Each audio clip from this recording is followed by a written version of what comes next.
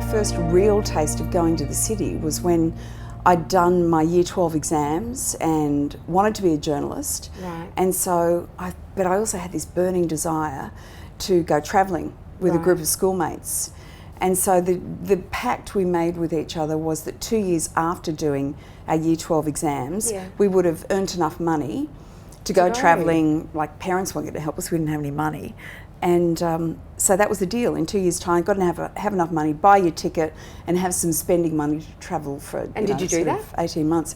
Well, I just thought I want to be a journalist, but if I'm lucky enough to get a cadetship, I don't want to say like 2 years into a 4-year cadetship, look, thanks for all that training, but you know, I've made a pact with Santorini's calling. Yeah, totally. So what I decided to do, I thought I'll kill two birds with one stone. I'll get shorthanded in typing, which is what you needed back in those days, and that was part of the training to be a journalist. But I thought if I do a shorthand typing kind of business course and sort of do an upper level one, I'll get a job as sort of an advanced secretary, and I'll earn really good money and I'll work really hard and I'll stay living at home. Right.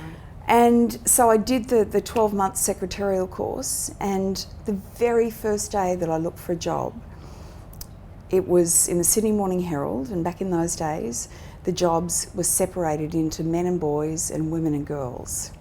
What? Yeah, amazing, amazing. And I love the fact that everybody finds that such a bizarre concept these days, because that was just the way the world was. And it's a sign of how far we've come, that that's such a foreign concept. Yeah. But what that meant was I basically had to go through the ads alphabetically, which didn't take you terribly long, because the men and boys section went on for, you know, chapters, and the women and girls was just like a page and a half. But I stopped at the letter D, and it just said, Dolly magazine is looking for a secretary stroke editorial assistant stroke Girl Friday who's prepared to do absolutely anything. What's Girl Friday? Hang on, it hasn't finished yet. Phone Kathy on 699 3622. You seriously remember all of that? Of course. I'd spent all of my teenage years reading Dolly. Lisa, you remember the phone number in that ad? Hello, Dolly magazine, 699 3622. Can I help you? Oh my God. Yeah, so when I saw phone that number. This gives me goosebumps. Well, if you've got goosebumps now, you can imagine my reaction when I saw that ad. It's just like, this has got to be a joke. I've got 7 years worth of back copies, much loved back copies, under my bed right now. What should I do? Poets Corner, what now?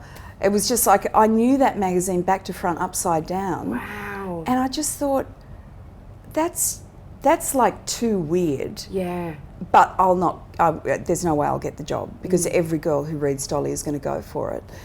And I think just about every girl who reads Dolly did go for it, but somehow I got the job, and from day one, I just knew that I had found my passion. Yeah, right. And it was just incredible. I mean, the very first job I was given was to choose the people who had their poetry published in the magazine. And in fact, said Kathy, who was going from being Girl Friday to being the fashion editor. Right. So there's a red flag right there.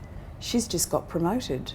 Right. So in the back of my mind, I was thinking, gee, if I work really hard, I wonder if I'll get a chance. But although that wasn't really on my mind. I just wanted to do what was in front of me really well. Right. I just wanted to be indispensable. Yeah. Yes.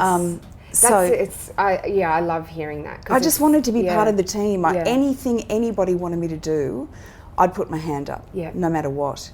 So she said to me, look, everybody hates choosing the Poets Corner submissions, just like that's why there's so many of them, so I'm really sorry about that. But look, just choose the top 6. No one will know. It doesn't really matter.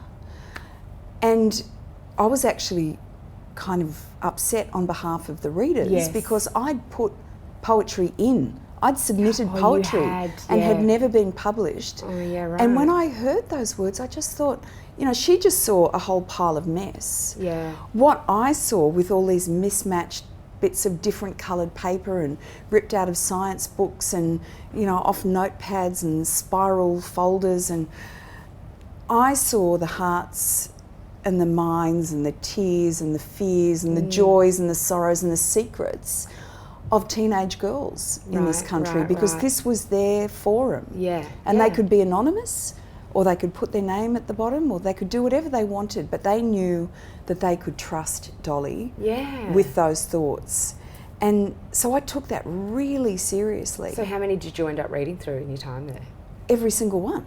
So thousands. If you were submitted, I would read it. And in fact, to give you some indication of how much of a sentimental sook I am, that was a job that I kept up right up until, it was the very last thing that I did, 6.5 years later when I left.